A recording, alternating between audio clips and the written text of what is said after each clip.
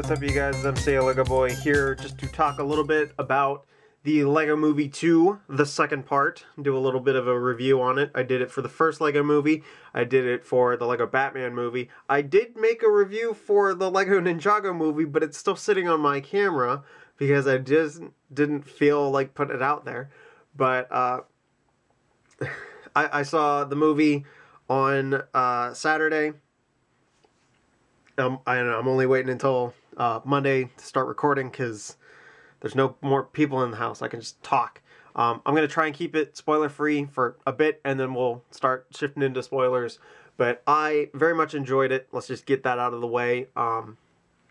If you guys remember, or if you've seen my review of the first movie, I didn't know how to feel after seeing it. It was one of those things to where it was like, I don't know if I really got what they were going for with the movie.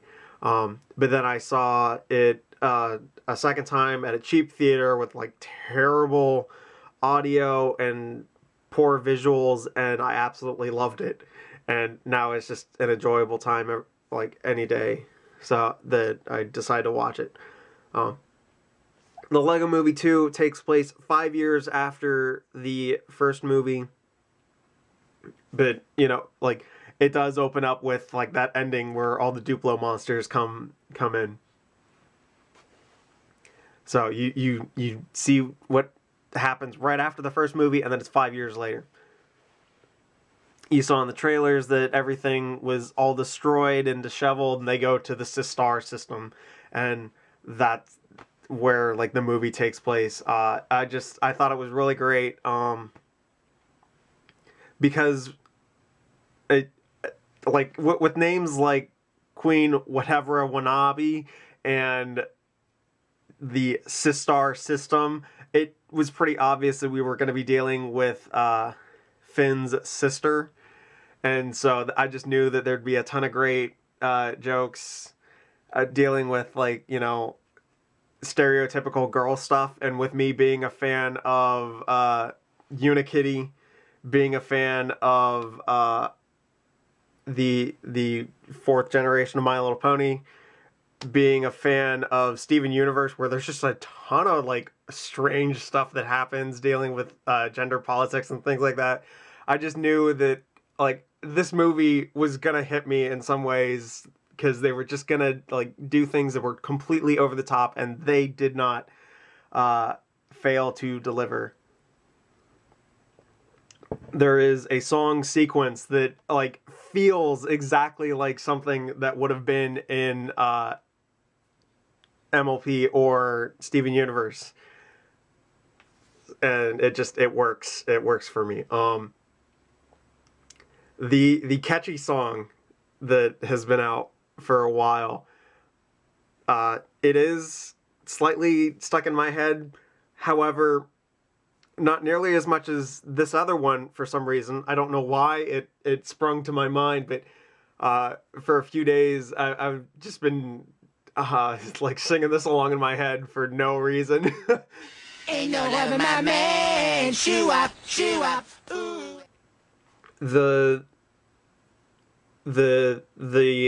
new characters, they're enjoyable. Getting to meet Queen Whatever, getting to know Sweet Mayhem and Rex Dangervest, is all good characters. I don't know. I guess all I can say is that, like, really good. I enjoyed it. There's only, like, little minor gripes, and then there is, like, one that is universally disliked. I'm not gonna say what it is because it is a major spoiler. But yeah, seriously, if you've enjoyed the Lego movies, and specifically the first one, because nothing is ever really touched upon that deals with the Lego Batman movie or Ninjago, especially Ninjago, since it seemingly takes place in, like, a whole nother kid's imagination or something like that, or Jackie Chan's mind. I don't know. That movie, it is half enjoyable. It definitely deserves, like, the 50%, like, the middle of the road that it's gotten from like critics and audiences and stuff like that from 2017. But anyway, I highly suggest you go see the movie. So now, because I'm feeling like it, let's get into some spoilers.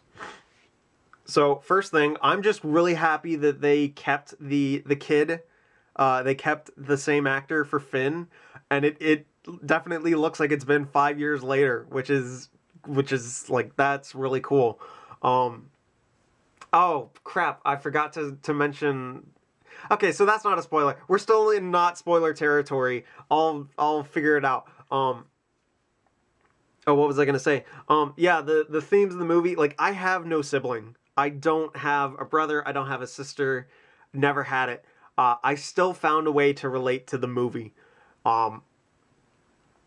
It's actually really impressive that I was able to relate to the movie, because I kind of thought, it's like, all right, well, this just might not hit for me because I don't know what it's like, and I haven't grown up around family. Like, I only spent one summer with all of my cousins once, and some grandparents, and that was it. I had no idea.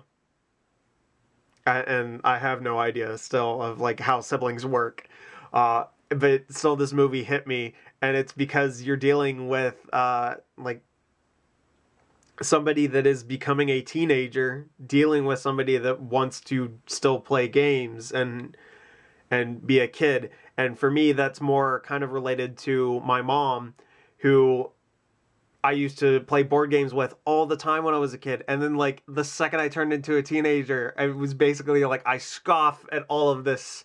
No way. I want nothing to do with you, sort of a thing. And so just, they found a way to make it relatable. All right, so now back into like spoiler mode, because, you know, Finn basically kind of turns into his dad, doesn't want anything to do with his sister playing with his stuff. And so, you know, you get to see how, like, you kind of end up turning into your parents a little bit, or just kind of the overall nature of, like, yeah, teenagers, we suck. Except I'm not a teenager. I'm 24 now. But yeah, it's, you know. What other good things are there to spoil in this movie? Well, one thing I was, one of my little minor gripes, they keep saying heck instead of hell, and I get it, but it's a PG movie, and I haven't rewatched all of Powerpuff Girls yet, the original show, but they kept saying that in the show, and I was like, nah, this is bothersome to me, because, like, I get it, you're not saying hell, and so technically you're not cursing, if you can call it that, but it's still one of those things, like, this is annoying. When you refer to a place as heck and not hell, it's like, alright, it's just a little annoying, just a little, but, you know, it is a kid's movie that uses a toy as a medium. Like, you know, I can live with it. There is a slight cameo of Lex Luthor in the movie, and it's not Clancy Brown, which is just, that's one of those things where it's like, that would have been a nice deep cut for anybody, because we never saw Lex Luthor in anything else, did we? I don't think we did. You have the Lego Batman movie where everything is Batman focused, and they reference a million Batman things, but there was, and you get to see the Justice League, and I know that Superman is Channing Tatum, and Green Lantern is Jonah Hill. But that's fine. I mean, I can live with that. But come on, man, it's Lex Luthor. It's not Clancy Brown. You're doing it wrong. The biggest complaint in the movie deals with the mom, the super spoiler in the movie, Maya Rudolph. I'm trying to remember. I think she did actually voice the mom in the first movie. But anyway, there is the one scene where she steps on a Lego brick, and I was like, oh, okay. And then she does it a second time, and it's like, nope, you are not funny. Like, she's not my brand of humor. And so it's like the second I saw her, I was like, oh no. She's not the first person I would pick. Now, comedy is subjective. I get that. But everybody seems to find this scene not funny. So, yeah, come on. The twist, the so-called twist that Rex is Emmett, that was actually really unique, because I'm used to watching shows where people voice a ton of different characters. Like Ashley Ball is Applejack and Rainbow Dash, and Andrea Libman is Pinkie Pie and Fluttershy. You've got James Arnold Taylor, who voices a myriad of characters throughout the Clone Wars. He's Obi-Wan Kenobi, Plo Koon, Reiko Hardeen, Obi Sobek. You've got D. Bradley Baker that does a million voices in every show that he does.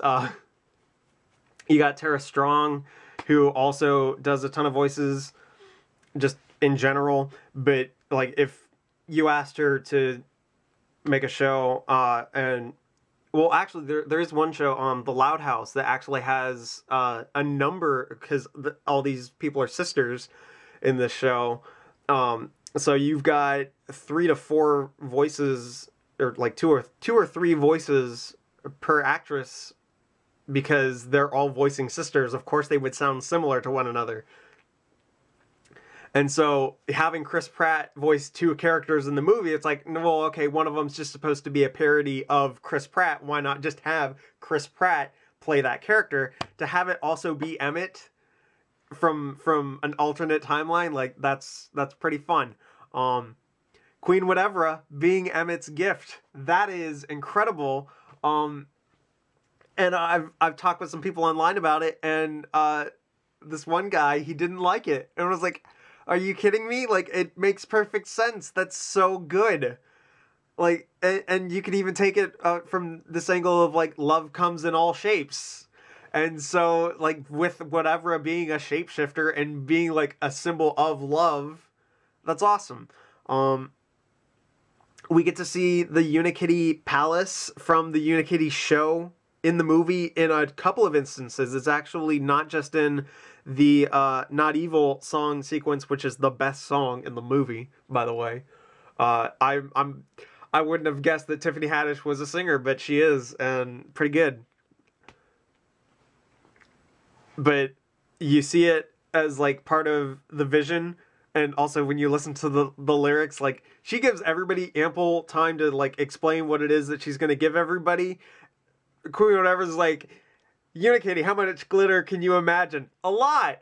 Times that by infinity, and Unikitty's immediately on her side. It's fantastic. Unikitty is great. Where was I going with this? Yeah, man, like, the whole idea of her being a shapeshifter and being the original thing that, like, Finn gives to Bianca, that's so good. So good. And the Unikitty Palace, it's also in Bianca's room and outside at the end of the movie when they're, like, rebuilding the giant cake, I think. So, in my mind, Unikitty, the show, is 100% in the canon of these Lego movies. So good. I love it. What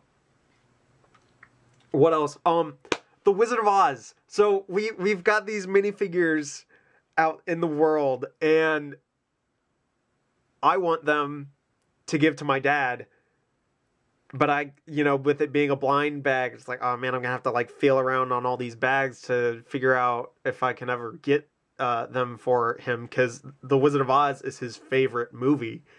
It's like, wow, man, they made Lego minifigures, like, that'd be a great little gift for him. They were used perfectly, in my opinion.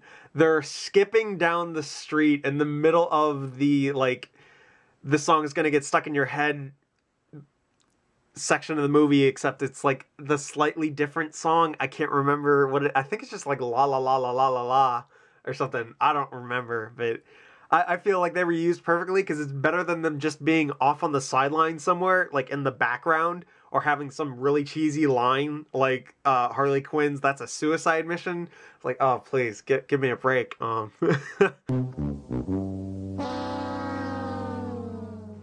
This stupid camera, I'm telling you, man, like the batteries die all the time.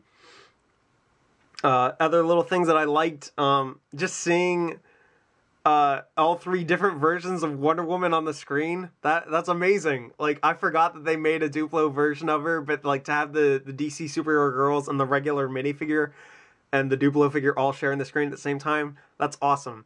I love seeing everything from all of Lego kind of like coming together and being in this one movie, and Bianca is able to do that. So it just so good. So yeah, like just more things to praise about this movie. But I really enjoyed it. It was a ton of fun. So definitely go see it. And apparently there's a Lego movie like world coming to Legoland, Florida, at least. And I happen to get a 40% off general admission for 4 people.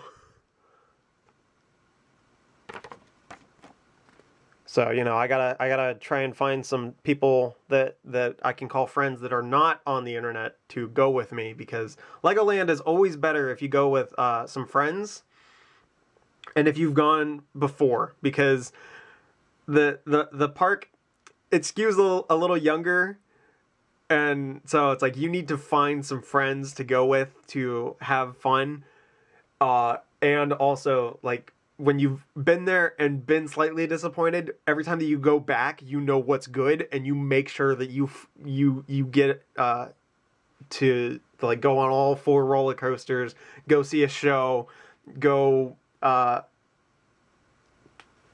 can't remember what the other things that I did, but I went with a friend once, and it was a blast. I never got to ride the Chima ride, but apparently that thing's gone now because they're putting this thing in its place. So yeah, there's gonna be like some crazy like 180-degree screen for one show. There's going to be a triple-decker couch ride, and there's this thing with Unikitty where it like shoots you up and shoots it back down, sort of a thing. So it looks like fun. But yeah, like and we don't have room to keep stuff in Legoland, Florida. Like, it's literally up against a lake and the freeway. So, but if you ever get a chance to go to a Legoland park, go. Just know that it's not geared toward you. You know, it's definitely skewed for like 12 and younger. So, whew. But yes, that is all I have to say about the Lego Movie 2, the second part. Tons of fun. Go see it. I hope I didn't spoil the movie too much for you. See you guys.